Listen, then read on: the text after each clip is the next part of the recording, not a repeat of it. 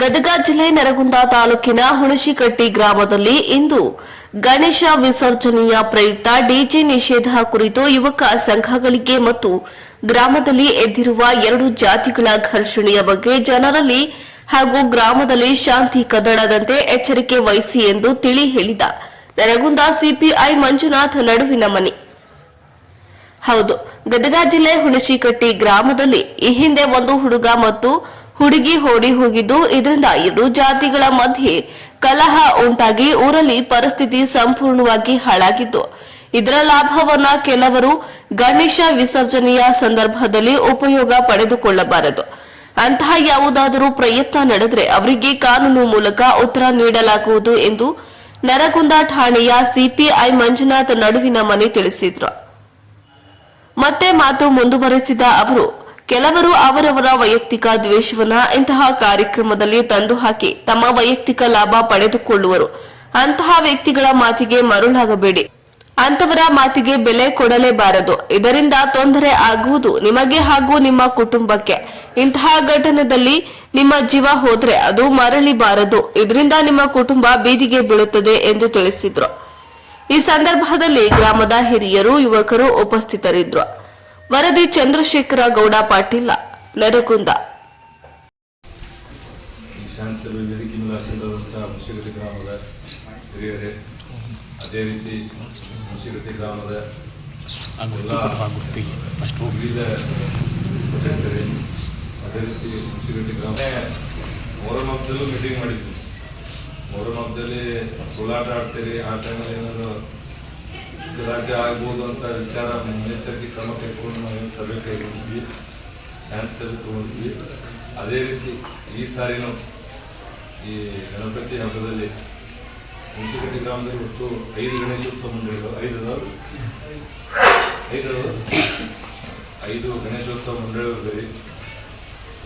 ನಿಮ್ಗೆ ಗೊತ್ತಿರಬೇಕು, ಒಂದು 6 ತಿಂಗಳ ಹಿಂದುಗಡೆ ಏನು ಮೃಗ ಹುಡುಗೂಡೆ ಊರನ್ಸಕ್ಕೆ ವಾತಾವರಣ ಅದು ಹದಗೆಟ್ಟು, ಅದರಿಂದ ಊರಲ್ಲಿ ವಾತಾವರಣ ಸ್ವಲ್ಪ ಸೂಕ್ಷ್ಮ ಆಗಿದೆ.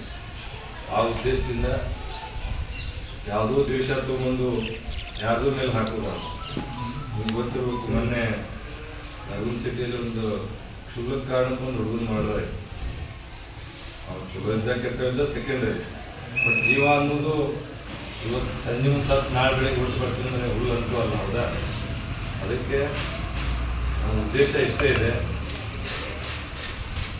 ನರಗುಂದ ತಾಲೂಕಲ್ಲಿ ಪ್ರತಿ ವರ್ಷ ಸ್ವಲ್ಪ ಅನಾವೃಷ್ಟಿ ಆಗ್ತಿತ್ತು, ಮಳೆ ಕಡಿಮೆ ಆಗ್ತಿತ್ತು. ಈ ಸಾರಿ ಅತಿವೃಷ್ಟಿಯಿಂದ ಎಕ್ಸಸ್ ಮಳೆ ಆಗಿದೆ. ಎಕ್ಸಸ್ ಮಳೆ ಆಗಿ ನಿಮ್ಗೆ ಗೊತ್ತಿದೆ ಎಲ್ಲ, ಹೆಸರು ಎಕರೆಗೆ 5-6 ಚೀಲ ಬರುವಲ್ಲಿ ಎಕರೆಗೆ 1 ಚೀಲ ಬರ್ತಾ ಇದೆ.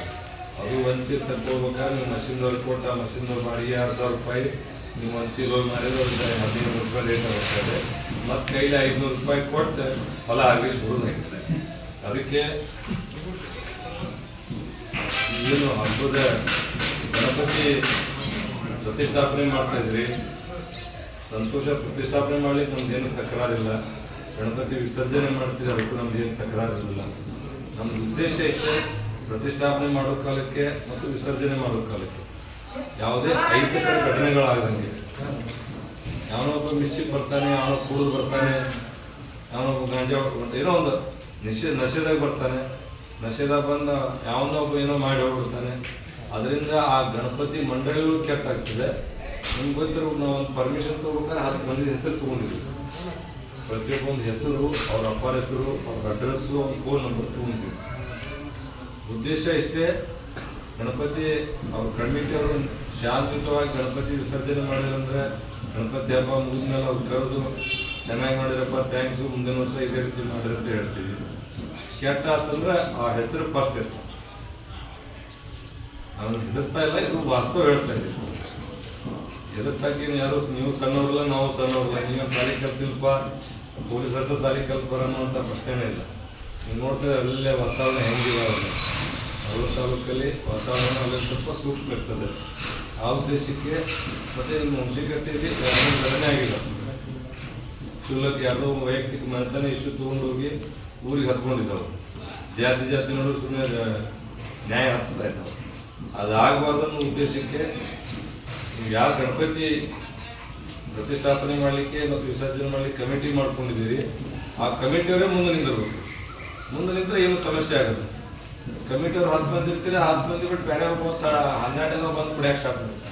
ಅವ ಯಾವ ಹಣವನ್ನು ಅವ್ ನಿಮಗೆ ಗೊತ್ತಿರೋದು.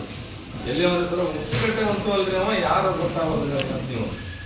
ಅದಕ್ಕೆ ಹಂಗಾಗದಂಗೆ ಯಾವನೇ ಮಿಸ್ಚಿಪ್ ಮಾಡಕತ್ತಿದ್ದ ಅಂದರೆ ಫಸ್ಟ್ ನಿಮ್ಮ ಮಾತು ನೀವು ಹೇಳ್ರಿ. ನಿಮ್ಮ ಮಾತು ಕೇಳಿಲ್ಲ ಅಂದ್ರೆ ಗಣಪತಿ ವಿಸರ್ಜನೆ ಮಾಡ್ಕೊಳ್ಳೋಕೆ ಪ್ರತಿಯೊಂದು ಗಣಪತಿಗೂ ಪೊಲೀಸ್ ಇರ್ತಾರೆ. ನಿಮ್ಮ ಮಿಕ್ಕಂದ್ರೆ ಒಂದು 4 ಕಟ್ಟ ತೆಗೆಯುವ ವ್ಯವಸ್ಥೆ ನಾವು, ಅದು ಅನಿವಾರ್ಯ. ಕೊನೆ ಹಂತ ಮೊನ್ನೆದಾಗಿ ಅದೇನಂತಾರೆ ಗಂಡನ ದಶಗುಣ ಮತ್ತು ಹಾಗೆ ಪ್ರತಿಯೊಂದಕ್ಕೂ ಒಂದು ಹಿರಿಯರ ಮಾತು, ಕಮಿಟಿಯವ್ರ ಮಾತು, ಹಿರಿಯರ ಮಾತು ಮೀರಿ ಏನಾದ್ರು ಉಪಜಾತಿ ಮಾಡಕತ್ತ ಅಂದ್ರೆ ಅವ್ರು ನಾವು ಏನು ಮಾಡಬೇಕು, ಕಾಯ್ದೆ ಚೌಕಟ್ಟಲ್ಲಿ ಏನು ಮಾಡಬೇಕು, ಅದನ್ನು ಹೊರತುಪಡಿಸಿ ಮಾಡಬೇಕು. ನಾವು ವಾತಾವರಣ ಸರಿ ಇಲ್ಲ, ನಿಮ್ಗೆ ಗೊತ್ತಿದೆ. 2-3 ಕೇಸ್ ಆಗಿದಾವೆ. ಯಾವೊಬ್ಬ ಏನೋ ಒಂದು ಹುಡುಗ ಹುಡುಗಿ ಓಡೋಗಿದ್ದಕ್ಕೆ ಓಡೋದು ವೈಯಕ್ತಿಕ ಅವ್ರದ್ದು ಕೂಗಿದ್ದಾರೆ. ಅದನ್ನ ಬಿಟ್ಟು ಜಾತಿ ಹತ್ಕೊಂಡ್ಬಿಡ್ತೀವಿ. ನಿಮ್ಗೆ ಗೊತ್ತಿರ್ಬೇಕು, ಎಲ್ಲರಿಗೂ ಗೊತ್ತಿದೆ ಅಲ್ಲ. ಅದನ್ನ ನಾವು ಹೇಳುವಂಥದ್ದು ಮತ್ತೆ ಬಿಡಿಸಿ ಹೇಳುವಂಥದ್ದೇನು. ಅದಕ್ಕೆ ಜಾತಿಗೆ ಮಾತಾಕ್ ಹೋಗ್ಬಾರ್ದು. ಅವ್ರು ವೈಯಕ್ತಿಕ ಅವ್ರು ಎಲ್ಲರೂ ತಿಳುವಳಿಕೆ ಅವ್ರದ್ದು ಬಾಯಾಗ ಕಿವಿಯಾಗೇನು ಒಯ್ಯಲ್ಲ. ಓಡೋದು ನಾವು ಹೋದ್ರೆ ಏನಾಕೈತಿ, ನಮ್ಮ ಮಂತ್ಯನ ಪರಿಸ್ಥಿತಿ ಏನಾಕೈತಿ, ನಮ್ಮ ತಂದೆ ತಾಯಿ ಪರಿಸ್ಥಿತಿ ಏನಾಕೈತಿ, ನಮ್ಮ ಅಂತಂಬಳ ಪರಿಸ್ಥಿತಿ ಏನಾಕೈತಿ, ನಮ್ಮ ಹಿಂದೆ ಅಕ್ಕಂಗೆ ಅದಾರ, ಇನ್ನು ಅಂತಂಬಳು ಅದಾರ, ನಮ್ಮ ಮಂತ್ಯನ ಏನಾಕೈತಿ, ಅವ್ರ ವಿಚಾರ ಇರ್ತದೆ, ಎಲ್ಲ ಗೊತ್ತಿದೆ.